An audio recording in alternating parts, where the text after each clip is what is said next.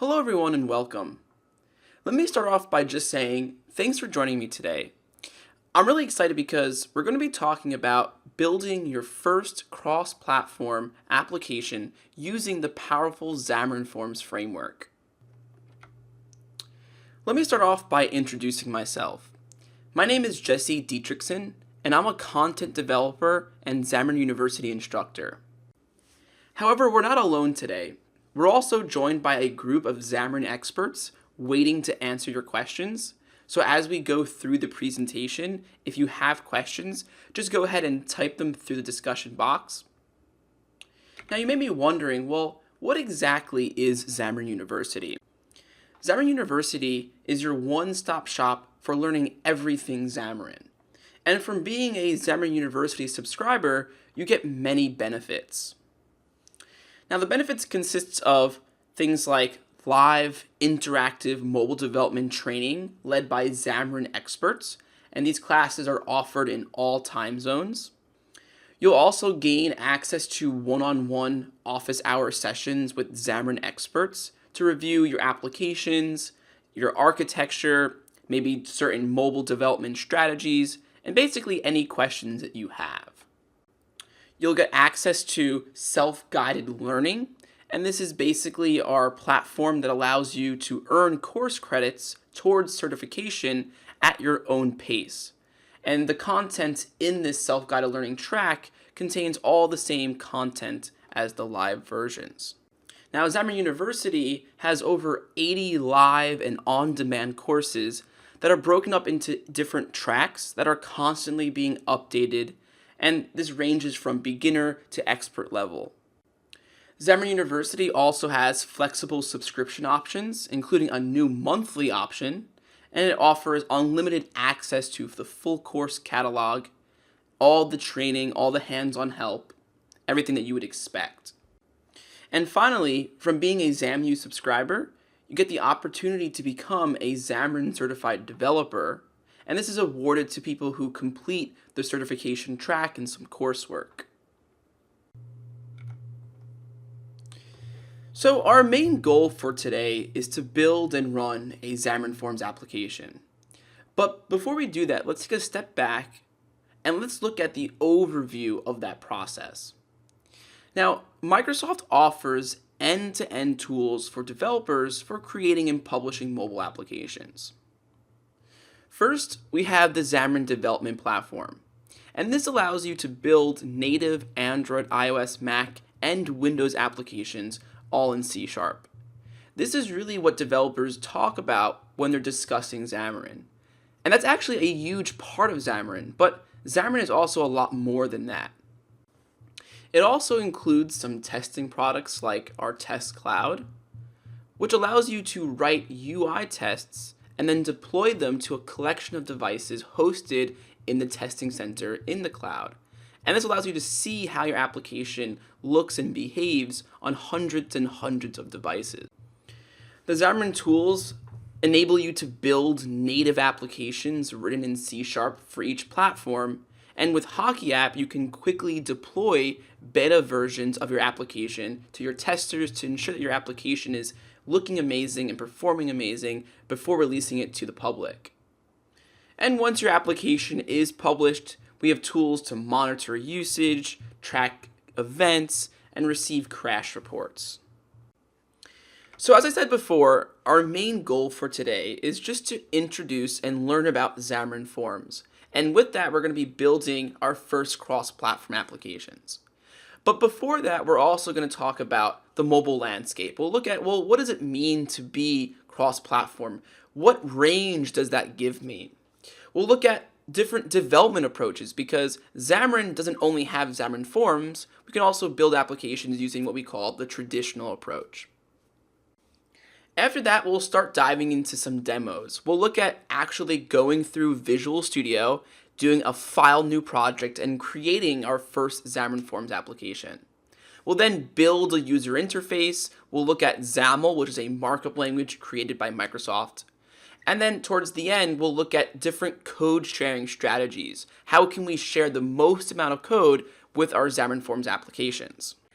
And then at the end, I'll show you some resources, some great links. I'll also provide you the source code from everything that we did today. And then we'll have a Q&A session where you can ask questions and get answers. So let's talk about the mobile landscape now. It's a mobile-first, cloud-first world. Users nowadays expect devices of all types to be connected, to always be online, to be generating data. Anything from checking the temperature in their home when they're on vacation, or getting updates on when their flight is going to arrive. The data should always be relevant, it should be detailed, and it should be readily available. And it's not just one device. We're seeing more and more that users have multiple devices that they want to consume and use to interact with their data. If you took a look at your desk right now, you probably are at a laptop or a computer. You probably have a smartphone, maybe a tablet. We have all these devices, and we want to be able to consume and interact with our data seamlessly between them. And we're not just seeing this for work. We're seeing smart devices in really all aspects of our lives. Athletics, entertainment, health. We're seeing it everywhere. So like I said, we have all these devices and all of this data. We want to be able to access and consume our data across all devices without restrictions. This should be a very seamless experience. So how do we go about actually building these applications? Now, putting Xamarin to the side just for a second, there are three big major ecosystems, right? We have iOS, Windows, and Android. And when we're writing applications, that means that we're adding business logic and we're building a UI. Now, using the traditional development approach, in iOS, we would build our applications using Objective-C or Swift, and we would use Xcode as our IDE. If we're building Windows applications, we would be using C# and Visual Studio. And if we're building Android applications, we would be using Java and maybe Android Studio.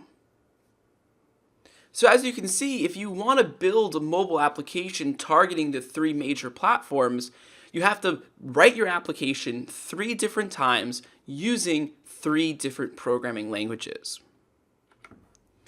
Now, what we really want is the ability to write applications that can take full advantage of the power, the features, and the performance of each platform, but write it in a common language. Or even better, share code across the platforms to reduce development time and help keep our applications synchronized across all of our platforms and devices. And this is where Xamarin comes in.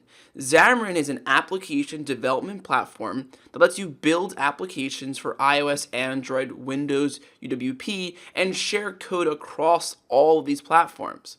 And this includes Android phones, iPhones, Windows Mobile, but it also includes other form factors like Windows Desktop, Mac OS, wearables, IoT, Xbox, HoloLens. So we can write applications that share code across all these device types and operating systems. Now with Xamarin, you write your applications in C# using Visual Studio on either Windows or Mac. And it's more than just the C# language. You also gain access to the .NET libraries, which provide features and standard APIs across all those supported platforms. Now, Xamarin also has 2 different development strategies. First, we have where we share our business logic. This is sort of like the traditional Xamarin approach. This is where, like I said, we share our business logic, but we craft our UI on a per platform basis. And this is a really powerful technique. You're able to use the exact same code for your business logic, but then take advantage of the unique UI features on each platform. Using this approach, it's common to share like 70% or more of your code across all platforms. Now, there's another approach called Xamarin.Forms, and Xamarin.Forms allows for even more code sharing. Now with Xamarin Forms, you're still able to share all of your C# business logic, but now you're also sharing your UI definition. So it basically means you write your UI once and you share that across all platforms as well. And Xamarin Forms not only lets you share your UI code, it also has a number of significant development advantages. It has over 40 UI elements that you can use to build your UI, and all of these controls create the appropriate native control on each platform, and we'll talk about how that works in a little bit. You can define your UI in XAML, and this is much like the XAML that you've been using as a Windows developer. Using XAML and data binding lets you achieve a strong separation of UI from the code behind. And Xamarin Forms also includes a number of really useful APIs for dealing with navigation, animation, dependency injection, etc. So we're going to go ahead now and we're going to jump into our first demo, and we're going to create our first Xamarin Forms application, and we'll step through the project structure and we'll talk about all the different pieces that make up this application. So here we are in Visual Studio, and we're going to head over to File, New, and we're going to hit New Project. And under this, we're going to go to the Cross-Platform section, and you're going to click on the Cross-Platform application. Now, you can go ahead and call this Tic-Tac-Toe, because today we're going to be looking at building a simple tic-tac-toe game. And when you click OK, it's going to prompt you with some information. What you want to select here is you want to select Blank Application. We want to use Xamarin Forms, and we're going to be using a portable class library.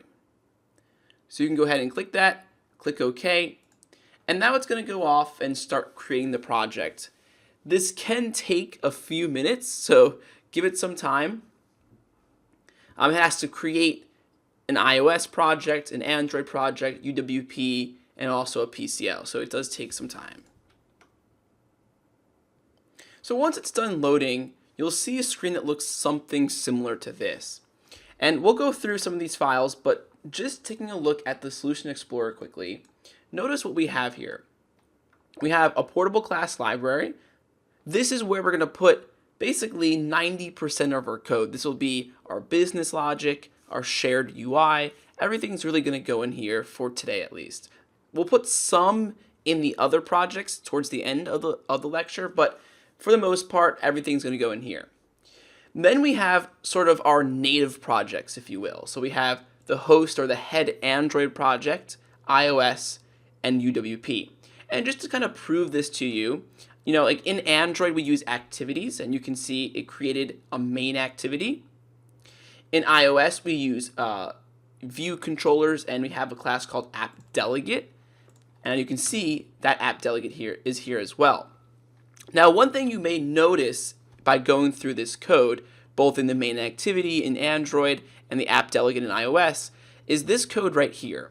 You can see we have first Xamarin.Forms.Forms.init. This is basically initializing the Xamarin Forms framework. And we can also see that inside of the iOS project as well. Now, on the second line, we have this guy. We're creating an instance of this new app class. And if you remember, if you go back to your PCL, we have a class called application.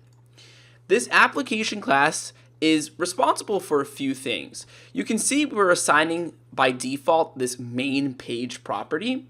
This is basically the currently displayed page. So it's saying this tic-tac-toe.main page will be the visible page when the application starts.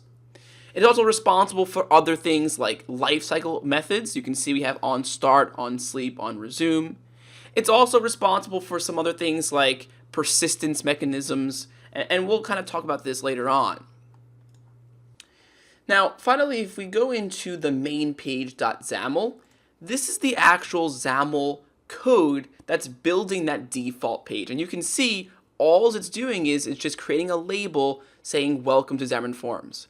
Now, if you're kind of new to XAML, don't worry, we'll go through the basics of it a little bit in slides and a little bit in demo in a little bit, but for the most part, it's just a simple markup language.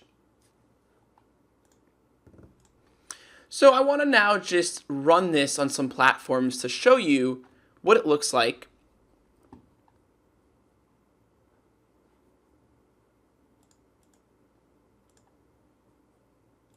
So we'll start by running it on the iPhone 7.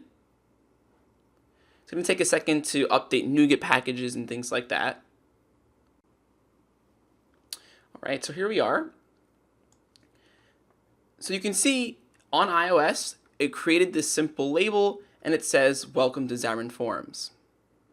Now I want to point out what I'm using here is just an iOS remoting tool.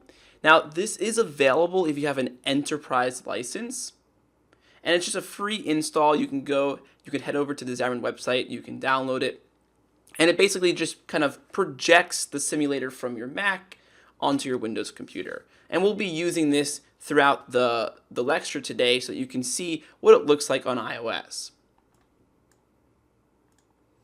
I'll also go ahead and I'll run this on Android to give you an idea what that looks like.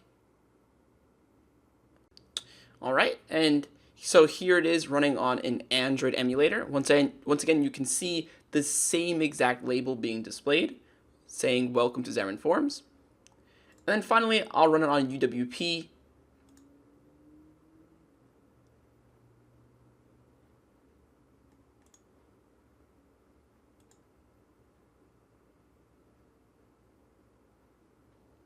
All right, and here it is.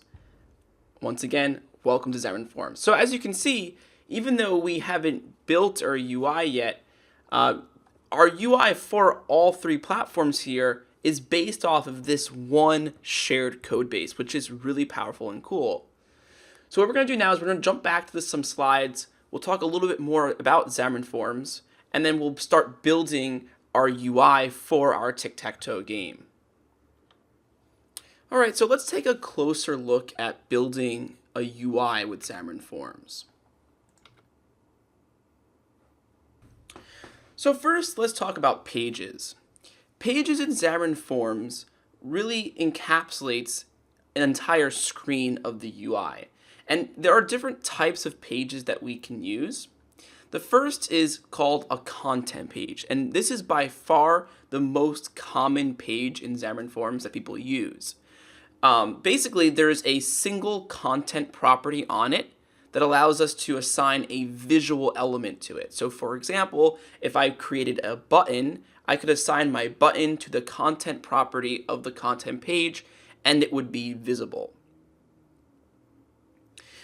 Some other pages, we have master detail page. This is your typical master detail navigation, where basically a slide out menu comes out with a list of scrollable records. And when you select a record, it will display the details of that record next to it. We also have a navigation page. This allows for your typical stack-based navigation. So as you navigate forward, you push pages onto the stack. And as you navigate backwards, you pop those pages off. We have a tabbed page. This enables you to have your typical tab navigation. So on iOS, it's typical to see a tab bar at the bottom of the screen, and it contains an image and some text sometimes. You can click on those buttons, and then it changes the currently displayed page. On Android, it's common to see the tab bar at the top of the screen. And then we also have a carousel page. This allows you to have like swipe navigation between pages. This is very common to see in applications that have like tutorials.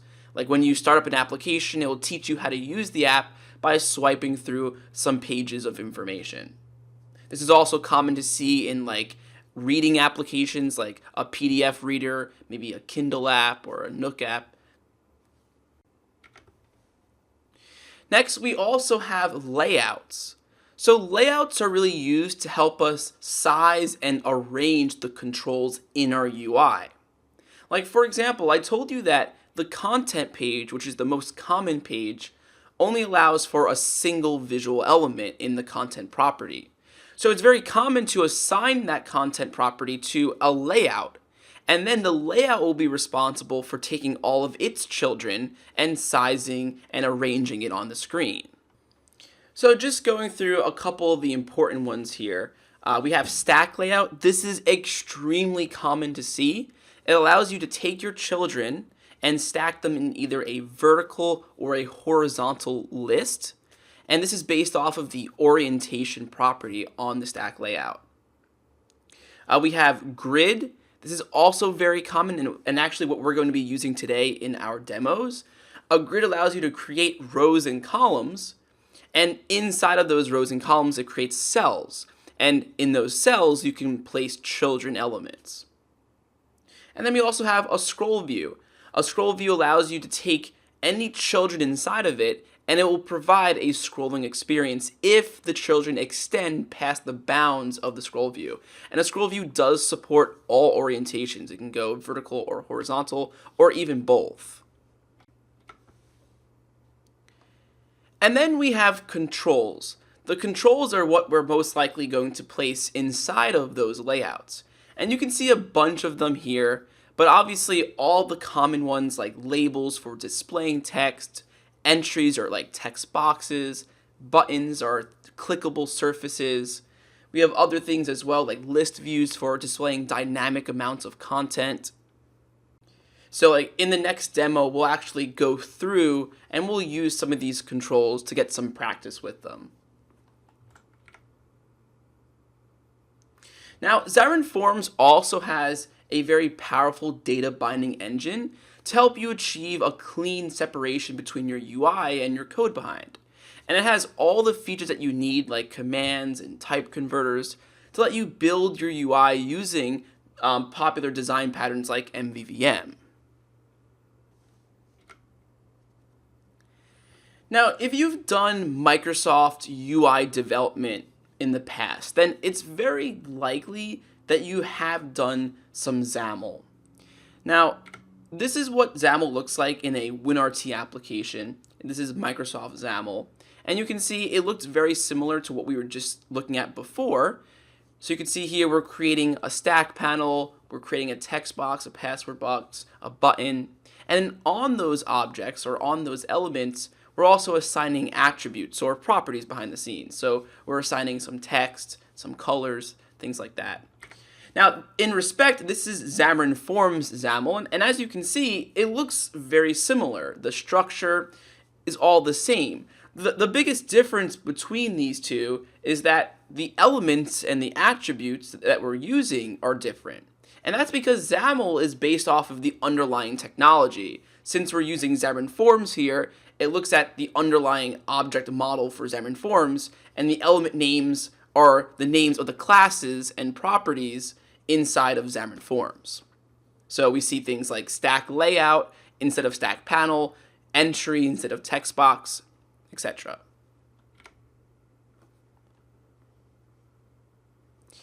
Now, one thing I really want to make sure that you understand is how these controls are created. Right? When we build our UI in Xamarin.Forms, all of these controls that we're using are Xamarin.Forms controls.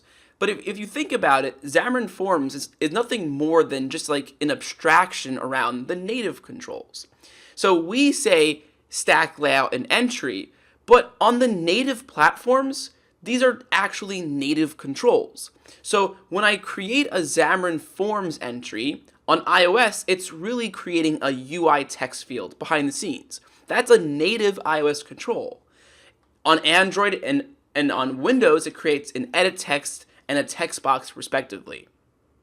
So what this means is Xamarin.Forms applications are native applications. We're just creating them in a cross-platform way, but at runtime, we get the power and the performance of a native application. Alright, so we're now going to head back over to our game, and we're going to start building our UI using XAML, and we'll also add some basic logic to start driving the game. Alright, so here we are back inside Visual Studio, and before we start writing some more XAML, I want to show you a cool tool called the XAML Previewer. So if you go to View, Other Windows, and you go to the Xamarin.Forms Previewer, basically what this is, it looks at your XAML code and it will actually render it live in this previewer. So for example, here, as you can see, we're on Android and it's displaying the rendered version of it. And we're on iOS and we're not even running the application. And this is a live previewer. So if I go and I change the text of this, as you can see, the preview changes as well. So this is a useful tool if you want to quickly build XAML UIs. I'm not going to keep this up just for sake of real estate, but if you want to use this while you're following along or typing in XAML, by all means, go ahead and use this. All right, so what I want to do is I'm going to show you the basic UI of what we're going to be working with today. So here's sort of the completed application running on an Android device. And the idea is very simple. We are building a tic-tac-toe game. It consists of a grid. So if you can imagine, there are columns running up and down, and there are rows. And when we create this grid, we're placing button controls inside. And if I click on a button, it places a value, like X is first, then O, and it's a very simple tic-tac-toe game. So we're going to attempt to build this UI together. And like I said, it consists mainly of a grid. So we have 4 rows in this grid, and the first row has a hard-coded value of 100 right now. That's why we see this gap right here. And then all the other rows for the grid are equally proportioned. So I'll kind of explain the terminology as we go through this. So let's go ahead and start writing some XAML. So we can start by removing our label. We don't need that right now. So we're inside of our content page, and we're going to create a grid. Now, we're going to add some margin to our grid just so that it's offset from the top of the screen, because on iOS, the status bar can actually block content. So all I'm going to say is margin equals, and I'll say 0, 20, 0, 0. And that just means let's add a gap of 20 points from the top of the screen. It goes left, top, right, bottom. So we have a grid, and now we're going to start building our columns and our rows. So in our tic-tac-toe game, we have 3 columns that are all equally proportional. So what you do is, inside the grid, we're going to create column definitions. We'll say grid.column definitions. And inside of our column definitions, we'll create our columns. So we'll create one column definition. And the width of this will be a value that we call star. I'll explain in a second what that is. And we're actually going to create 2 more of those. So we have 3 columns, all the value of star. Now, star is a proportional size. Basically, when you see a star, it looks at all the other stars and it proportionally sizes it. So for example, since they're all star, they'll all be the same size. If I make one of these 2 star, that means that this 2 star will always be double the size as all the other stars. Same if I made this 3 star, now this column will always be triple the size as all stars. So by making them all star, they're all evenly spaced. So we're going to do the same with rows. I'm just going to copy and paste this in just to save some time. So here are our row definitions. The same idea applies, except the first row has a fixed size of 100 points. Everything else is just star size, so they're the same size rows. Now the idea is, the reason why I added a gap here is because I want to put some supplemental information there. Like for example, I want to put 2 labels that describe who is X and who is O. So what I'm going to do is, let's go ahead and create a label. I'll say label. We'll make the text of this label saying you, so for your turn, and you're always X. And as you go along with this code, you can make it better. You can change how this logic works. But in our simple application, we are always X. Okay. We'll have another label where our opponent is always O. Okay, so we have 2 labels, cool. But we need to position them inside of our grid. So we have some attached properties that we can use. I can say grid.row. I can say I want this to be in the first row, and I want this to be in the first column. For my other guy, I want to say I want this to be in the first row, but I want this guy to be in the last column. Since there's 3 columns, that would be 2. I'll add a couple of customizations just because I know what it looks like. I'm going to add some margin to this around all sides just to indent it a little bit. We'll do the same with this label as well. And then finally, I'm going to also shift the text of the opponent to the right. So I'm going to say horizontal text alignment, and I'm going to make it just to the end so it hugs the right-hand corner. Okay, so if I just open up that previewer again quickly, without running the application, you can see in our previewer, we have our 2 labels, and this is our picture so far. That's Android, and this is iOS. Pretty cool. Okay, next we're going to create the actual buttons that are going to go inside for the tic-tac-toe clickable surfaces. So we're using buttons here. You can use whatever you want if you want to make this better, but I'm just going to create a button, and I'm going to give all my buttons names, and this is just so I can access them from code. So I'll just call my first button button 1. I'm going to set some empty text for now, and then I'll position it. So I'll say the first button is in grid.row 1. He'll be in the first column, so grid.column 0. I'll give him a color, so I'll say background color is gray, and I'll also give him a clicked event that we'll use. So I'll call this button clicked.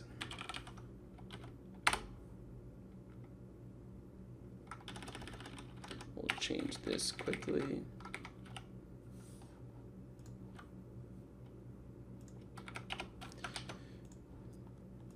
All right, so we have one button here.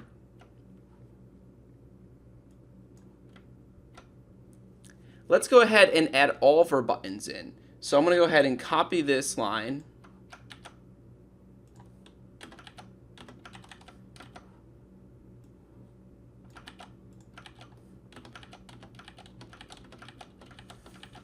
Okay, and I'll just modify these quickly.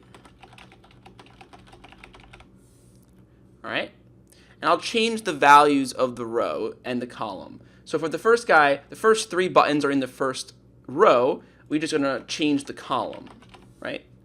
And then the second guy is going to be in row 2, and the same thing 0, 1, 2, and then same for the last guy. Right, so the second, third, and fourth row, and then column 1, 2, 3, 1, 2, 3, 1, 2, 3. So we have a basic setup for our buttons.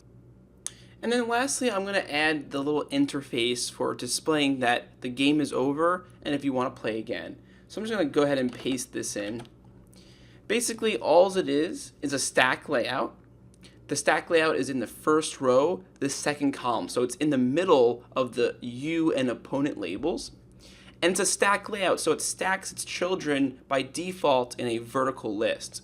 So it will first have a label that says game over, and then beneath that it will say play again as a button, and if you click that button, we have a click event.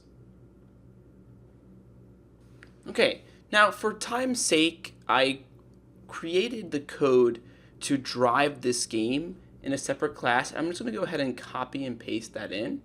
So I'm going to create a new class in my portable class library called the Tic-Tac-Toe Game Engine.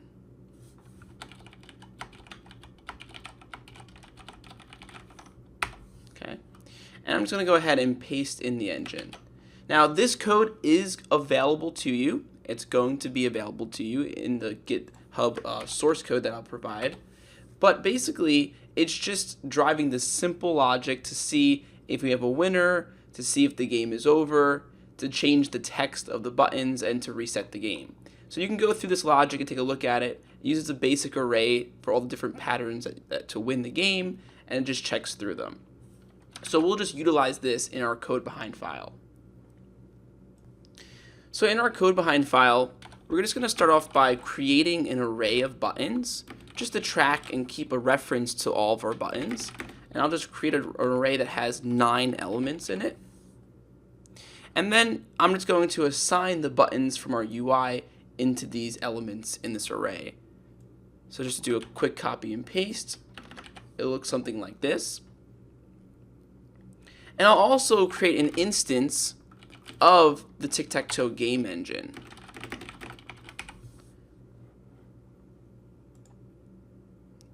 So the first step is when I click on any of the tic-tac-toe buttons, I'm going to call my game engine's set button. And all this does is it keeps track of whose turn it is, and depending on whose turn it is, it will set the text of the button to be either an X or an O. So I'm going to go ahead and pass in the button by just passing in the sender. Now, after I click a button, I want to see if we have a winner. So I'm going to say if the game check winner. To check the winner, we're going to pass in that array of buttons. And it will look through those buttons and it will basically examine to see if there is a winner in them. So if there is a winner, or if at least the game is over, this could either be there's a winner or there is a tie. It doesn't really matter. Check winner will just return true in this case. It's, like I said, it's very simple logic. But if that is the case, I'm going to take the game over, which is not showing up. Let me just go ahead and save this. I'm taking the game over stack layout, this guy right here, and I'm going to set this is visible property to true. So now that little menu pops up. And if the user clicks the play again button, I'll go to my game engine, I'll reset the game. This reset game method will go through all the buttons and set the text back to empty. And I'll make the game over stack layout back to being invisible. Okay, so really all the game logic's being driven through the engine. We're just kind of using the methods in our code behind file. I'm going to go ahead and run this to see what it looks like. Alright, so here's our game running on Android. So if I go ahead and play, as you see, when I click, it changes. Let's just go ahead and win. And as you can see, the game logic just finds the winner, sets the background color to a different color, and I can see that X won. You can also see the game over menu popped up. If I hit play again, clears everything, and I can go again. Right, pretty simple logic. Let's see what it looks like on iOS now. So here we are, and once again, the colors are blue so you can't really see it, but you can see the same logic is working. Game over, play again.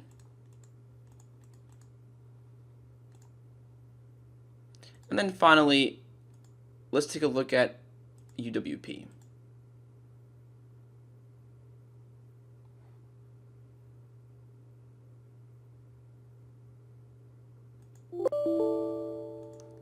Make sure we set it to be deployable.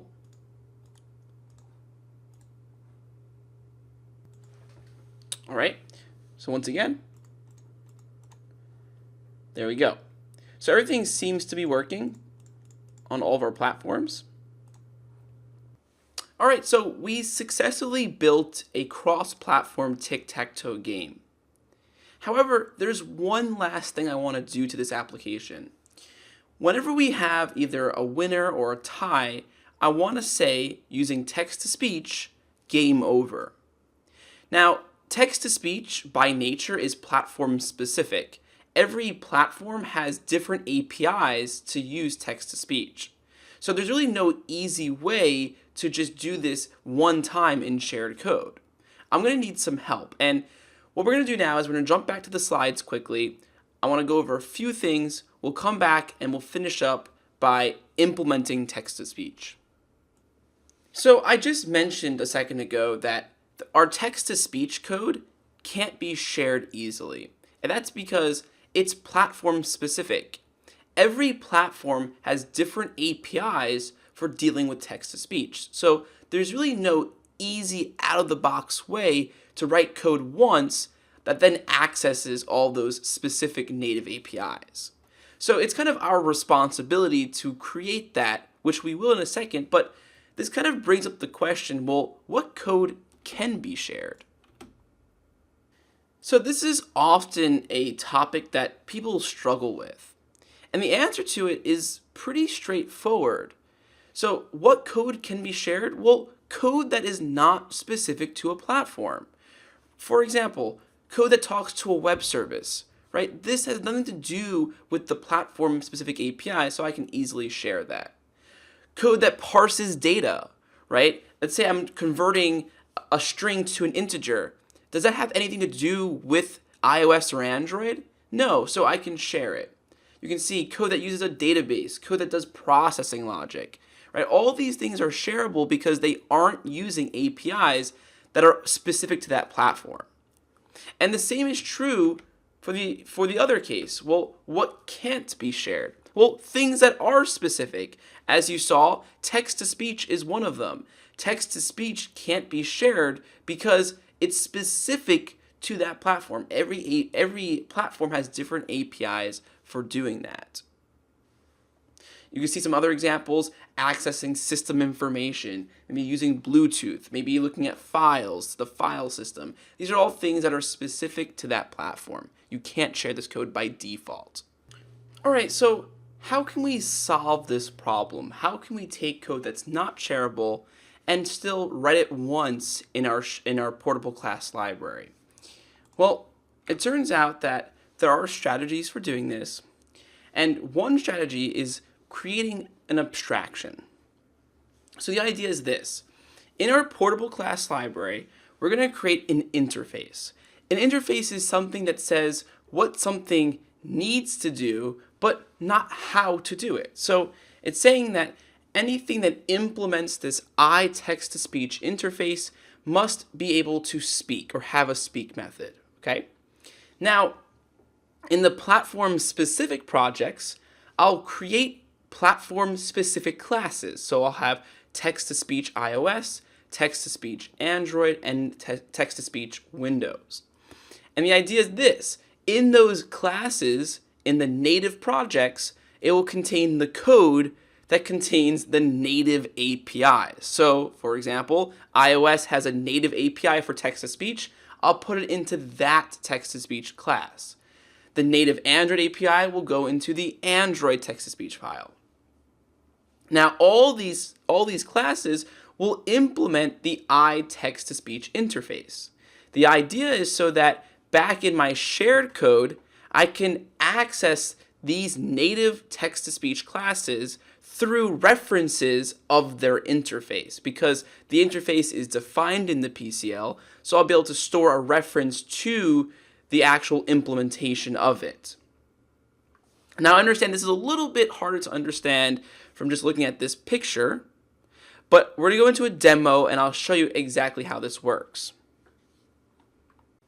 All right, so here we are back in Visual Studio, and we're going to start off by creating that abstraction.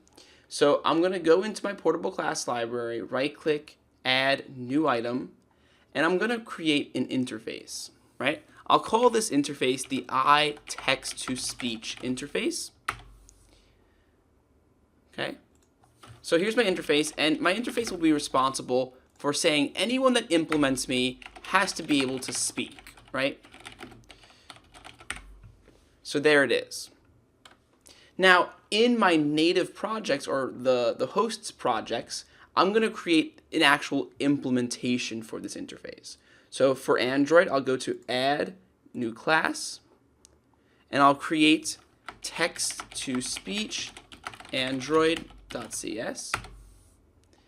Now, so here's our base class.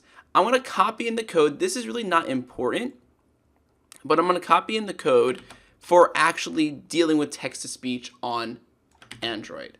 So here it is. I'll copy over my using statements, which we'll come back to in a second as well.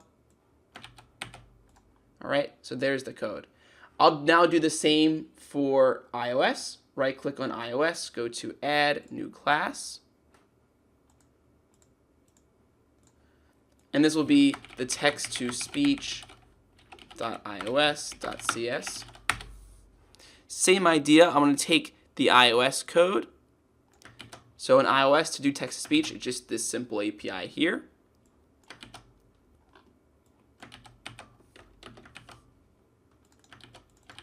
Okay. And then finally, I'll do UWP as well. Add class. text to speech .windows.cs. And then I'll take this code as well.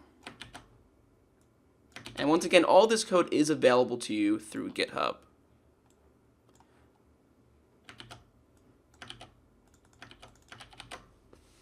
Okay, so we have all of our classes that are implementing text-to-speech, and we have the native APIs to actually use text-to-speech. The next thing is, well, we need some way to locate those references from this file. From our main page.cs, we want to be able to locate one of those native implementations of it. So how are we going to do that? It turns out that in Xamarin Forms is a built-in service called the dependency service. And it's actually an implementation of a design pattern called a service locator. And it's very simple to use. Let me show you. All you do is you go to these native implementations using the native APIs, and you add this assembly level attribute. So I added that there. I'll do iOS, and I'll also do Android. For Android, I'm going to be a little bit more specific, and I'm just going to add the namespace in there, just because there is some confusion with a different API. But now we have these assembly level attributes added. Now you may be wondering, okay, well, what are these assembly level attributes doing? It's pretty straightforward. It takes these classes and it registers them to the dependency service. So what happens is this now Android text-to-speech service is registered to the dependency service. And it knows that it's registered using text-to-speech. So what we're going to do is we're going to go back to our main page.xaml.cs, and we're going to say when we have a winner or a tie, we want to locate one of those services. So if I'm running on iOS, on Android, on Windows, it doesn't matter. What I'm going to say is, I'm going to say, let's get a reference or a variable of text-to-speech. I'll call this speech.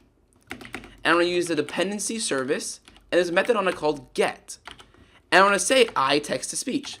What this means is, it says, check your service locator and scan through the list, and once you find a class that implements this text-to-speech interface, go ahead, create an instance of it, and then return the reference back to me. So I should say if speech is not equal to null, because if it can't find one, it will just return null. So if it's not equal to null, I'll say speech dot, and I'll use that speak method that's defined on it. And I'll say game over. Now, if you think about it, remember, this text-to-speech or this dependency service.get is getting something that implements text-to-speech. So, for example, if I'm running on iOS, it will come here, it will say, oh, this guy implements text-to-speech. Let me create an instance of this class. I'll return the reference back to me. I'll store it here, and when I call speak, this speak method will go off and it will call this guy right here, the native iOS code for using text-to-speech. Okay, so I'm going to go ahead and just give this a run on Android because I'm using the iOS remote and it doesn't really do sound well with that. So I'm going to go ahead and do it on Android and just show you that now we're playing sound on Android. All right, so here we are. And let's see. Game over. As you heard, it said game over. All right, so once again, I want to just come back and point out Xamarin University. I want to point out that there is a free trial for Xamarin University, and it gives you access to our self-guided learning, which allows you to learn at your own pace.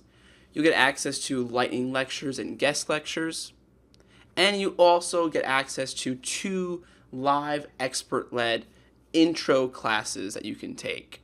These will also count towards certification credit. I also want to remind you that Xamarin University does now have a more flexible payment method. you can now use monthly payment starting at about $83 per month. And this does give you access to the entire updated curriculum with all the beginner topics like C#, all the way up to advanced native Android, iOS, Xamarin.Forms classes. Definitely check it out. It's the best resource for learning all there is about Xamarin.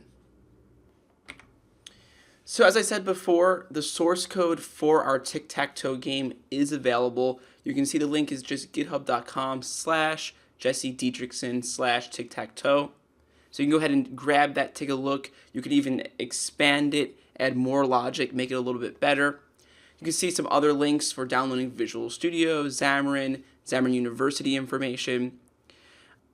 I also want to point out that we do have more upcoming webinars every Thursday in June, covering all types of topics like building games for iOS, macOS, and tvOS, dealing with Azure machine learning, and much more. So definitely be on the lookout for those. So I want to say thank you for taking the time and hanging out with me today and watching this webinar. I hope that you really did learn something new today about building powerful cross-platform applications using Xamarin Forms. We're now going to head over to the Q&A session. So if you do have any questions from today's session, you can go ahead and type in those questions now, and we have a group of mobile experts waiting to answer your questions. So once again, thank you very much and enjoy the rest of your day.